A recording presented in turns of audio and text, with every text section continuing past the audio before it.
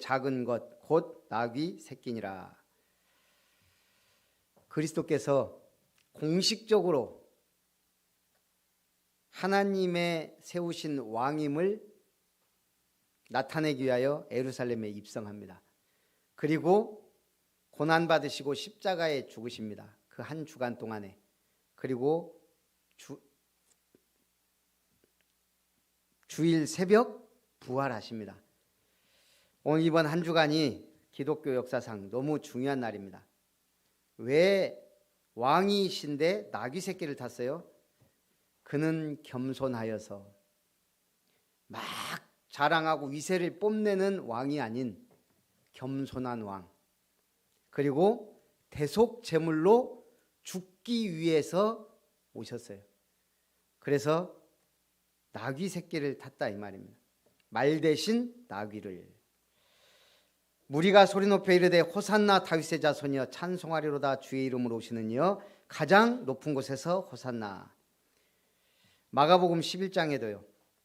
무리가 자기들의 겉옷을 들에서 벤 나뭇가지를 길에 펴며 앞에서 가고 뒤에서 따르는 자들이 소리 지르되 호산나 찬송하리로다 주의 이름으로 오시는 이여 찬송하리로다 우리 조상 다윗의 나라여 가장 높은 곳에서 호산나 하더라.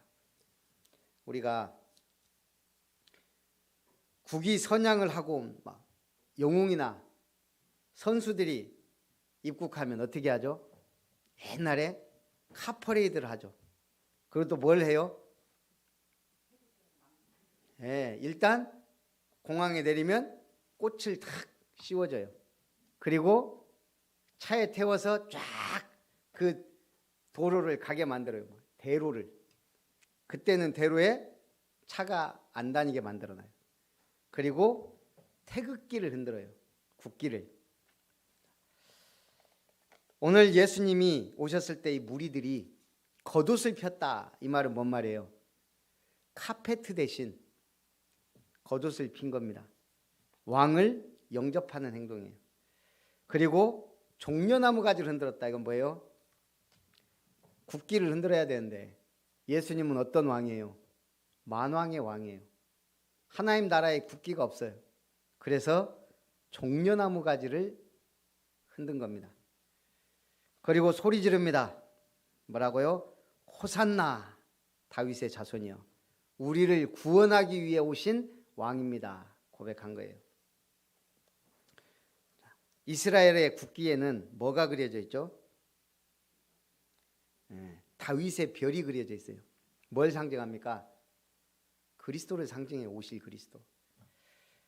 이스라엘의 국장에는 뭐가 그려져 있냐? 그 촛대가 그려져 있어요. 초가 몇 개가 켜지죠?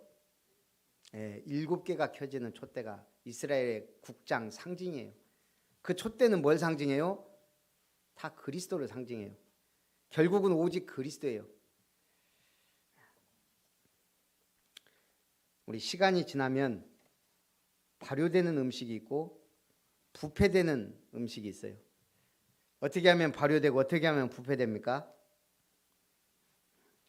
일단 미생물이 유기물을 분해할 때 우리 몸에 이로운 균이 나오면 발효됐다 그러고 해가 되는 균이 번식하면 부패됐다 그래요. 한마디로 우리는 부패된 상태를 썩었다 말하고 발효된 상태를 익었다라고 말해요. 우리 인간도 마찬가지예요. 시간이 지날수록 부패되는 인간이 있고 시간이 지나면서 발효되는 인간이 있다 이거예요. 우리가 발효할 때 주로 술이나 설탕, 소금 같은 걸로 발효를 시켜요. 제가 볼 때는 우리는 어떻게 그리스도로 발효돼야 된다 이거예요. 어떻게 해야 발효가 돼요? 생명이 살아 있어야 돼요. 우리 안에 예수 생명이 있기 때문에 우리는 익어가는 건 줄 믿습니다. 아름답게 멋있게. 여러분 종교 생활은 어때요? 우리가 도저히 이해할 수 없는 행동을 인도에서는 소고기를 먹지 않습니다. 오히려 소가요 거리에 탁 누워 있으면 우리 같으면 짝대기로 쫓아낼 건데 가만 놔둡니다. 먹지도 않고 일도 안 시킵니다. 그리고 오히려 소가 있으면요, 막 먹 같은 거 사다가 손님 드십시오 하고 줘요. 왜 그래요? 힌두교에서는 소를 신성시해요. 우리가 볼 때 도저히 이해할 수 없는 거죠. 그 일 잘하는 소를 놀려 먹어. 그 맛있는 소고기를 우리는 부위별로 먹는데, 예? 오히려 소에게 대접해요. 그게 종교예요, 종교. 우리가 이 복음을 받았다, 엄청난 은혜이자 축복입니다. 자, 오늘 심판과 구원의 메시지를 선포하라. 에레미야 1장에 보니까 여호와의 말씀이 에레미야에게 임하셨다 그랬습니다. 그래놓고 뭐라 그래요? 5절부터 보니까 내가 너를 모태에 짓기 전에 알았고 태에서 나오기 전에 성별하여 여러 나라의 선지자로 세웠다고 말씀하십니다. 모태에 짓기 전에 내 생명을 누가? 하나님이 창조했다 이 말이에요. 태에서 나오기 전에 이미 너는 선지자다, 구별했다는 얘기예요. 그러자 에레미야가 말합니다. 하나님, 저는 아이라 말할 줄을 알지 못합니다. 그때 말합니다. 에레미야에게 너를 누구에게 보내든지 가며 무엇을 명령하든지 말하라. 너는 아이라 하지 말고 내가 너를 보내면 누구에게 보내든지 가라. 무엇을 명령하든지 말하라. 그러면서 하시는 말씀이에요. 내 말을 네 입에 두었노라. 지금 우리나라 2030 세대 아이들이 많이 하는 말 이생망이래요. 이생망. 이생망이 뭐예요? 이번 생은 망했다. 지금 우리 젊은이들이 한국이 지금도 모르겠는데 자살률이 1위인가요? 하여간 상위권이에요. 왜 그럴까요? 이번 생은 망했다? 그 사람은 1000년을 살아도 망했다고 고백합니다. 우리는요, 1년을 살아도 100년에 응답받는 게 하나님의 자녀예요. 누가? 이삭이 그랬잖아요. 1년 농사 졌는데도 100년에 응답받는 게 하나님의 자녀예요. 여러분, 이생망 부르짖는 우리 청년 세대들에게 복음의 답을 줘야 될 줄 믿습니다. 그래서 심판과 구원의 메시지를, 여호와께서 너를 여러 나라와 여러 왕국 위에 세워 내가 그것들을 뽑고 파괴하며 파멸하고 넘어뜨리며 건설하고 심게 하였느니라. 에레미야 1장 10절. 뽑고 파괴하며 파멸하고 넘어뜨린다. 심판의 메시지예요. 건설하고 심게 하겠다. 구원의 메시지예요.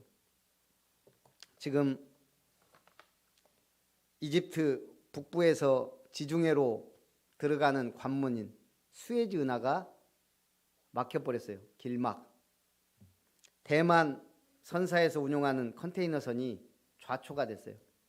근데 그걸 만든 선사는 일본에서 건조한 배예요. 이게 지금 문제가 심각해요. 수에즈 운하를 막았다. 그러면 배들이 지금 많이 어마어마하게 대기하고 있어요.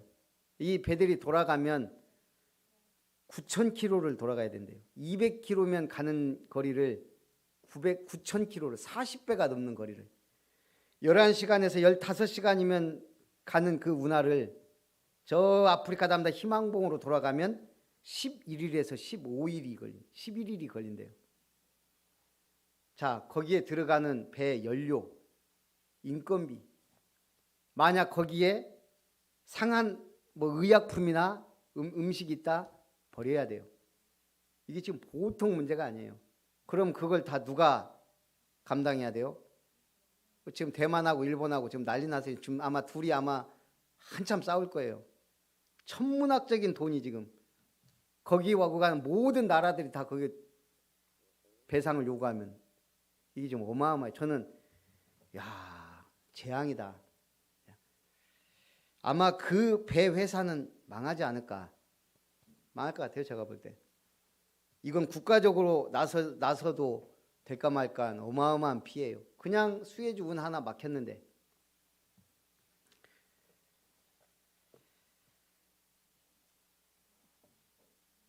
저는요, 하나님이 복 주시지 않으면 재앙이 막 질병이 터지고 막 화산이 폭발하고 지진이 일어나는 것만 재앙이 아니에요. 지금 시대에는요, 작은 실수 하나가 어마어마한, 지금 벌써 국제 유가가 급등하고 있다 그러잖아요. 글로벌 공급망이 지금 마비되고 있다는 그 정도. 건설하고 심게 하시는 하나님의 은혜 가운데 있으시기 바랍니다. 오늘 하나님은 세계 열방에 대한 심판 계획, 구원 계획을 선포하라고 에레미야를 선지자로 세우셨습니다. 우리에게는요, 복음 막는, 복음을 전하여 재앙을 막는 전도자로 부르셨습니다. 에레미야 3장 15절, 여호와께서 내 마음에 합한 목자들을 너희에게 주리니 그들이 지식과 명철로 너희를 양육하리라 하셨습니다. 우리는 무엇로 양육받아야 돼요? 말씀으로 양육받아야 돼요.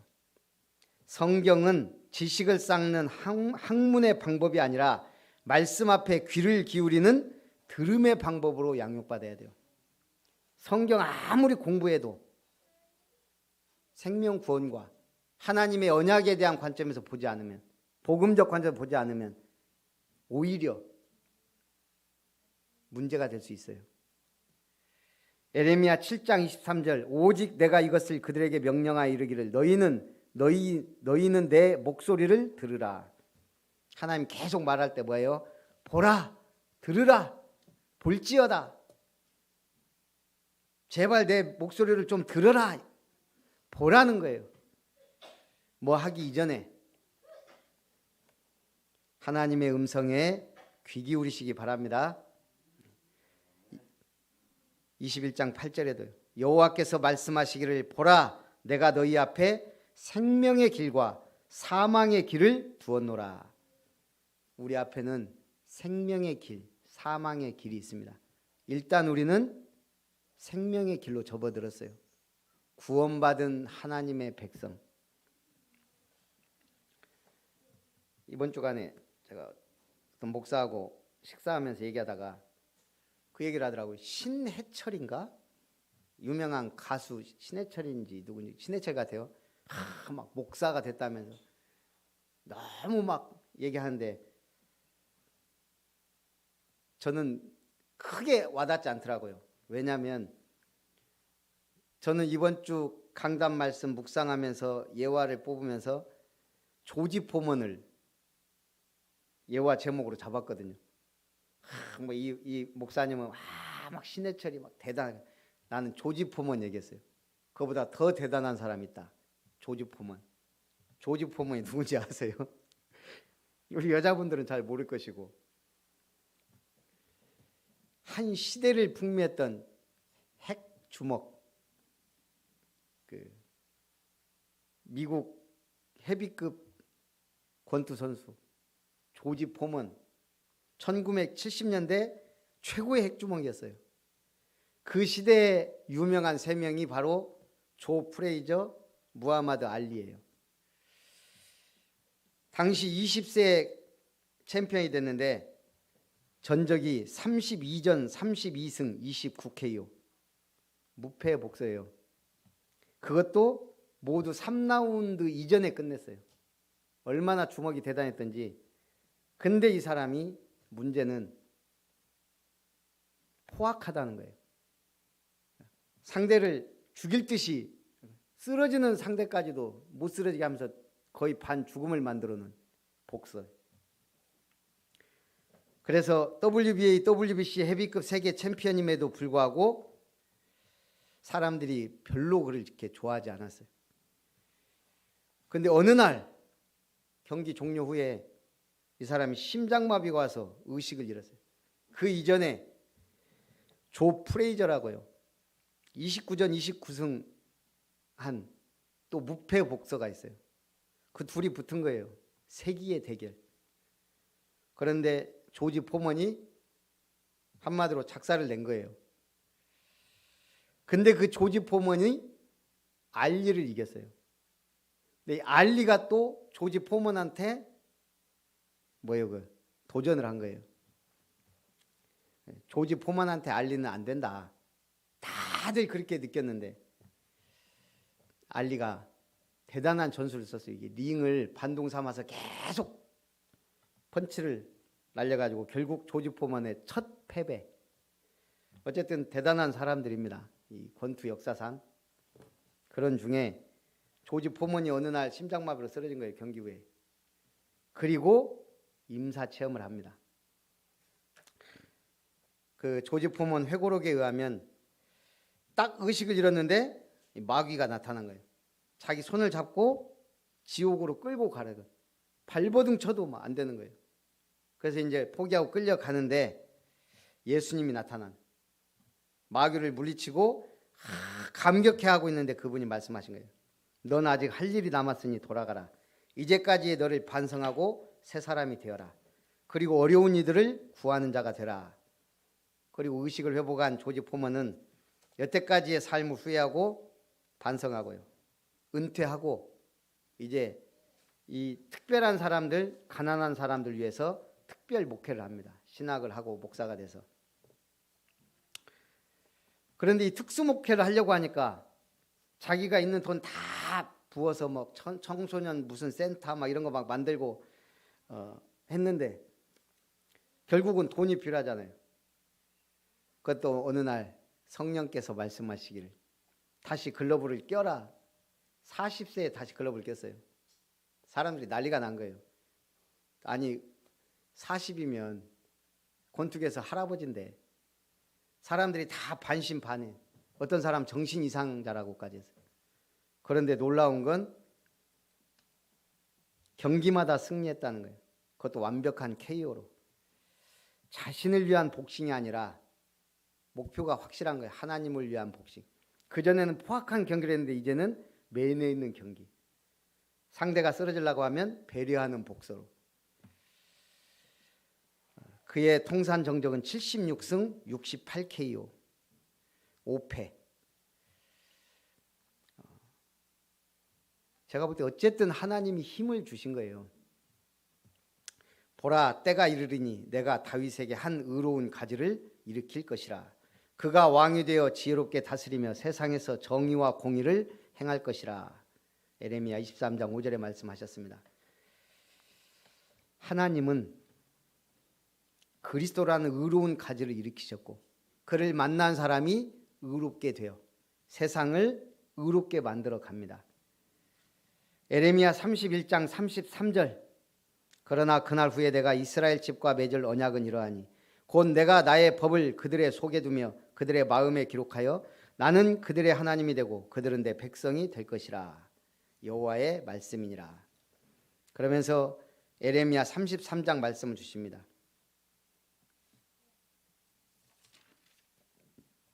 에레미야가 아직 시위대 뜰에 갇혀 있을 때 바벨론에 포로될 것을 말했다가 왕과 간신들에게 찍혀서 계속 시위대 뜰에 감옥에 들어가는 거예요.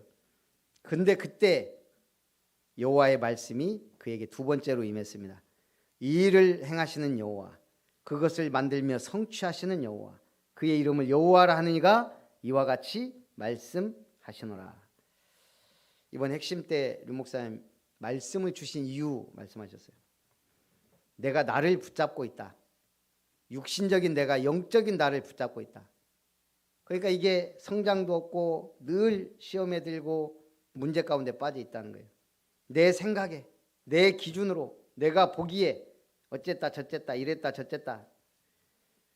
분명히 하나님은 일을 행하시고 만들며 성취하시고 그 이름 왕의 조서의 여인이 찍히면 누구도 변기할 수 없어요.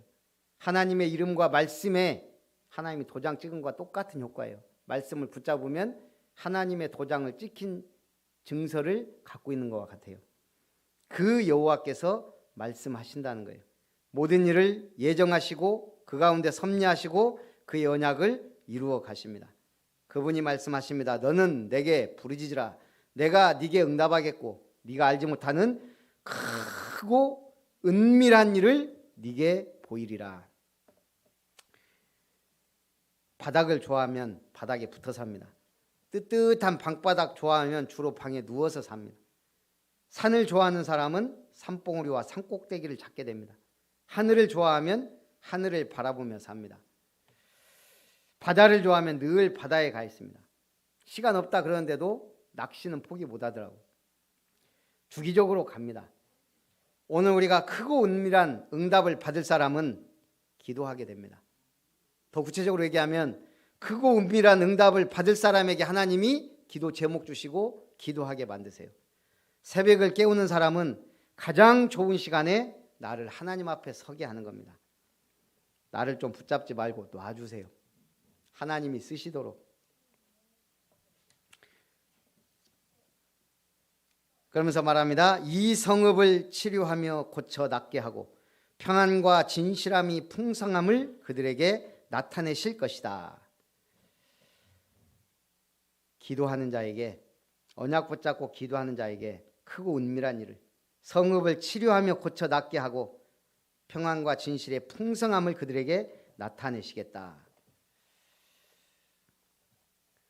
제가 어느 유튜브 유머 채널 같은 거 보니까 탈북민한테 남한말을 가르치는데 저도 좀 그렇네 라는 말.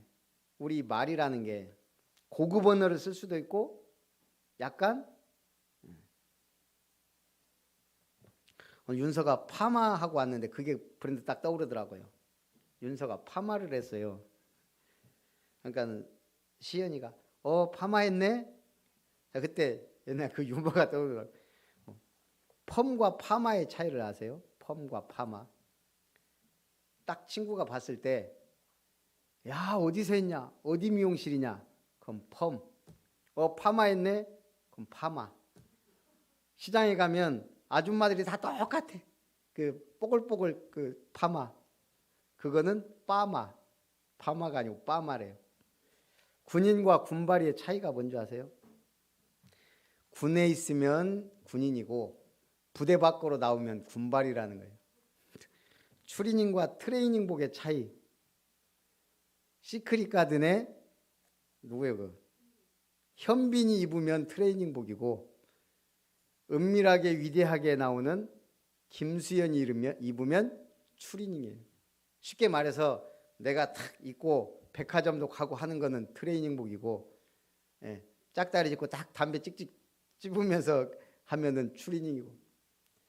슬리퍼와 쓰레빠의 차이. 슬리퍼는 탁 입고 홍대 같은 거리를 걸어 다니면 그거는 슬리퍼. 그냥 어디 저기 그냥 가까운 집 앞에 그 시커먼 거 신고 다니면 그건 쓰레빠. 셰프와 주방장의 차이. 요리할 때 이런 거 하면은 셰프예요. 근데 껌 딱딱 치면서 더럽게 덥네. 그거는 주방장. 제가 왜 이 말할까요? 그거 제가 들으면서 그래 크리스천과 기독교인 같은 말이지만 우리는 기독교인 크리스천은 딱 주일날 성경 들고 교회 가고 평상시 복음 누리고 크리스천이에요. 기독교인. 근데 개독교인이라 그래요. 이거 인생에 도움이 안 돼. 하나님에 대해서 복음에 대해서 구원에 대해서 별로 도움이 안 되는 사회에서 보니까 손해 끼치고 싸우고 그러면 개독교인. 이 기독교가 개독교가 됐어요. 여러분들은 진정한 크리스찬으로서 그리스도의 증인으로 서시기 바랍니다. 자, 이 성읍이 세계 열방 앞에서 기쁜 이름이 될 것이며 찬송과 영광이 될 것이요 그들은 내가 이 성읍에 베푼 모든 복과 모든 평안으로 말미암아 두려워하며 떨리라. 우리는 개척교회이기 때문에 교회 성장과 함께 여러분들도 복을 받습니다. 전 좀 약간 그런 확신이 있어요. 그냥 제가 대충 계산해 보니까 계산 안 해봤는데 방금 그러면서 생각이 났어요. 우리가 자산 1,000만 원에서 만약 5억이 됐다. 몇 배예요? 그 복이 여러분들의 산업에도 임한다 이 말이에요. 제 믿음은 그렇습니다. 하나님이 이렇게 복을 주셨잖아요. 우리가 이렇게 교회를 세웠잖아요. 그래서 우리가 이 약간 기복적인 신앙이 있어야 그래서 교회 할 때도 막 하는 거예요.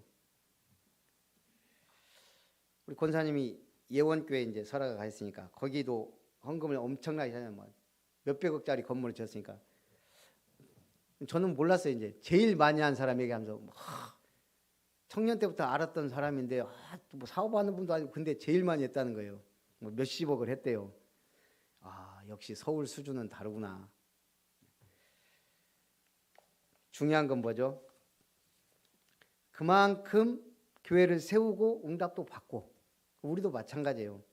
순천에 있다고 응답 못 받습니까? 더 받아야죠. 자, 결론. 참 왕 대신 그리스도를 위해 일하라. 주님의 앞에서 뭐 했어요? 겉옷을 길에 펴고 종려가지를 흔들었다. 주님 오실 길을 예비해야 됩니다. 그 바다에 가면 소라게가 있어요. 세계적으로 소라게가 한 100여 종 되는데 날 때부터 껍데기를 지고 나는 소라게가 있고 껍데기를 없이 태어난 소라게가 있어요. 껍데기가 없는 거 어떻게 해야 돼요? 자기 몸에 맞는 걸 찾아야 돼요. 그리고 가서 자기 몸에 맞다 싶으면 집게발로 탁 해보고 비집고 들어가서 자기 집을 삼아요. 그러다가 좀 몸이 커지거나 실증 나면 버려요. 또 다른 옷을 계속 껍데기를 갈아입어요. 소라게. 어떤 분이 신앙생활을 소라게에 비유하더라고요. 좀 불편하거나 실증 나면 버리는. 신앙생활은 버리는 게 아니에요. 교회도 버리는 게 아니에요.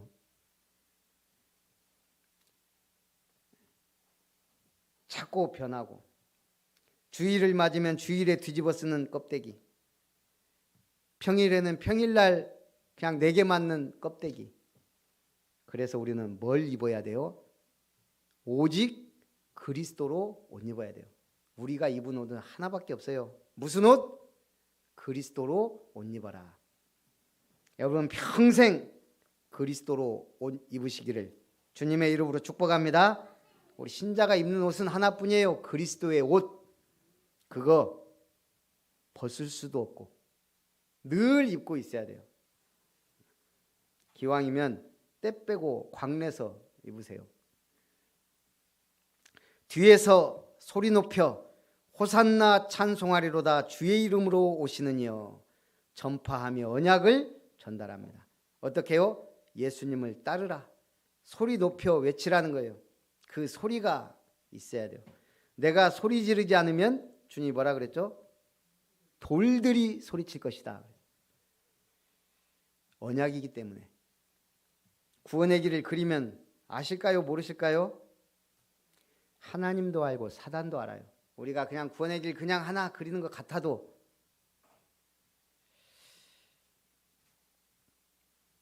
한국에 못 가서 한옥마을을 만든 나라가 있더라고요. 인도네시아.